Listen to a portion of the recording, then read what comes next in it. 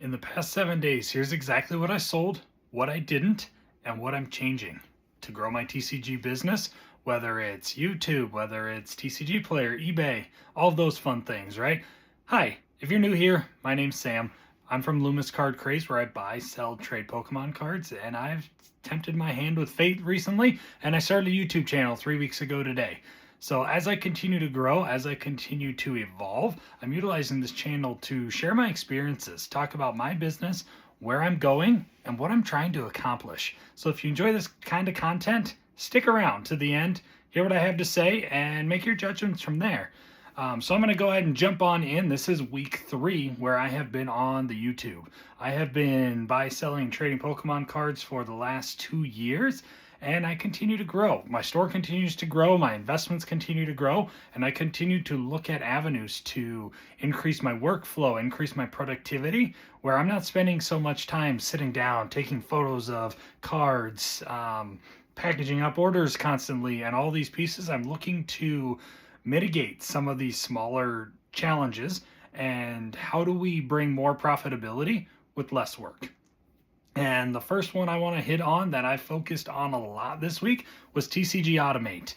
If you don't know what TCG Automate is, I would encourage you to take a look at the software. It is a scan-as-you-go software. You scan the photos in, whether from your phone, whether from a scanner. You upload the photos, and it automatically reads what card it is. And you can upload that CSV to eBay, to TCG Player itself. And it's helped me significantly scale my eBay store this week. For so long, I've had all of my cheap bulk cards on TCG Player, where they would sell for 15 cents, 20 cents, all of those fun things. I decided this last week that I would try to upgrade my eBay store and implement all of those cards into eBay to see, hey, do they sell? Do they sell at $1.99 rather than 15, 20 cents? Now, mind you, a lot of them are common and uncommon cards, so the sales aren't always there, right? The volume's not there. But when you look at it, I used to have $1.29, $1.39 cards on my eBay store where I would sell 5 a day and I'd make 5-6 cents on the card. So was that worth my time where I'd have 5 orders of those cheap cards a day? Sometimes, I think one day I got up to 22 cards where I was packaging and making 5 cents a card. That was not worth it to me. So my floor price on eBay has now moved up to $1.99. And yes, the sales volume is not there. It's not as much, right? So we continue to go, we continue to grow, and I continue to look, how do I make things better where it's not such a drain on me? And going back to TCG Automate, it's been fantastic. I've scanned the cards through. It has a combined function where, like Pokemon 151, I opened a significant amount of product back in the day, so I have a lot of bulk. I was able to scan with my Rico scanner and upload all of the cards using TCG Automate. I think I had 3,500 bulk cards that I was able to get listed in an hour and a half, which is crazy. Now, mind you, that's a lot of scans on TCG Automate. I did go ahead and purchase an additional 22,000 scans, which was $200, but it's allowed me to get that inventory up and running, and I've already sold several cards, and I calculated out with the scans, it's about a penny per scan, or per card, sorry. So if I sell one card, you're talking a 2-cent card for $1.99, I'm making $1 towards that $200 thing back in just pure profit. So all I need to do essentially is sell 200 cards of there's 22,000 scans. So of the 22,000 scans, or 22,000 cards that I listed. So you see the metrics there where it could be significantly more profitable, even while utilizing money to get the cards uploaded, because I'm looking to scale quickly and not just sit on my hands, do 500 this month, 500 next month. It's how do we scale it and utilize TCG Player and eBay. I did talk earlier this week about how I was trying to get away from TCG Player. I've kind of rethought that decision, right? TCG Player has its perks, has its benefits. So right now I am running my inventory on both systems. I have automation set up, so if it sells on one system, it automatically moves from the other, all yada, yada, yada, right? So I go through and I make sure I don't duplicate sell on these platforms. which that would not be pleasant for anybody, right? So as we continue to grow, as we continue to talk about these things, if you're using any of these practices in your business, be very careful. You don't want to oversell in one store and have to take a negative feedback in the other, right? So how do we mitigate our risk, and how do we continue to grow and flourish our stores? That's what it's all about, right? Where do we go where we want to be? That's enough about cardboard, right? The next thing I want to talk about is YouTube. I had some challenges with YouTube this week, not gonna lie. It's been a challenge to get in front of my phone and talk. I looked at, should I get a camera? Should I get a $400 camera that sits on the computer that actually looks clean? It's not this vertical thing that you see in front of you, because it doesn't look great. We all can acknowledge that, right?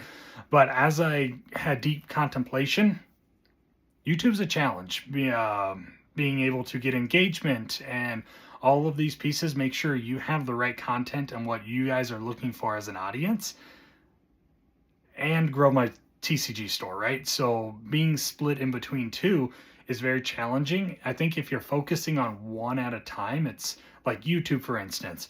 I don't know if you guys have ever watched any content creators of how do you grow your channel? How do you better interact? How do you get better content to folks? I've watched quite a bit of that this week. I went down rabbit holes I probably shouldn't have gone down, because then I look, I'm like, man, is this really the route I want to take? And then I get comments like on my short on Saturday, on Wednesday, posted a short, and somebody commented, made me giggle. It still makes me giggle, that how can they trust somebody with a chin beard? And they're not wrong, right? I'm not an authority figure. That was my past life. I'm here to enjoy what I'm doing. And I hope you can see that in the enthusiasm and the look in my eye, where I actually have joy when doing this hobby. It's not just, I'm here to sell shit. I'm here to grow a business, right? This is my passion project. This is what the last 23 years of me working has accumulated to, where I can continue to grow and do something I actually enjoy, instead of a job that drains you, that makes you lose your hair. Think this is all natural? Everyone else in my family has hair. I don't. Stress levels is what I've been told over the years. So take that for what you will. But as I continue to look at YouTube, I continue to look at the best methods and what content to bring to you guys. So if you have any suggestions, if you have any content you want to see, drop a comment down below. I would love to hear your thoughts. And if you made it this far into the video, you actually might enjoy the content. And I take that very genuinely. So thanks for being here. Drop it in the comments. I'd love to hear what you have to say and what you guys would like to do. Again, I've been doing this for 2 years. My business continues to grow. This week I did another $800 in sales, which, again, doesn't sound like a lot, but right now I'm piddly dinking with the cheaper cards, right? I'm trying different things. I'm not going all in with my $35,000, $40,000 in investments that are sitting in storage units and closets, all of that stuff, right? I'm more focused on how do I make profitability out of cheap cards, so then I could bring my larger stuff back in and start just having a trickle of cheap cards coming through, whether it's even $100 a month in cheap cards. If I could get to that point, I could bring my larger stuff back out, continue to grow that percentage by percentage, and utilize the small cards as trickles to add to the big cards and all of those different pieces. So as I go through this, I am continually looking to grow, as is everybody, I think, should be. I don't know if you guys are part of several Discords where they talk about, well, this is my method, this is the right method, no, I don't believe in that stuff. There's 100 different ways to skin a cat, and probably not the best example to use, but there's 100 different ways to utilize to do things, right? There's multitude, various avenues that you could travel, and we could all get down to the same path. It's not, oh, you have to source cards from Japan. Oh, Chinese cards are the new things. You need a supplier from China. It's what works best for you, your personality, and what you're looking to accomplish. And if you're looking to only do bulk cards for the next 2 to 3 years, then there's nothing wrong with that. And I'd encourage you, as I continue to grow my bulk side, ask questions. Ask what I'm an open book. I am fully transparent. I will share my challenges. I'll share my frustrations. I have no issue with being real. So let me know if you enjoyed this content. I'd encourage you to subscribe. Get more of my frank conversations, my updates, all of those fun pieces, and I continue to grow. I continue to learn, and I've said that like 5 times because I genuinely believe if you're not learning, you're not trying. So continue to grow, continue to get out there and chase your dreams, chase what you're after. And as always, my TCG player and eBay descriptions are in the description below. So if you find anything you like, let me know. And thanks for being here, guys. I will see you in the next video.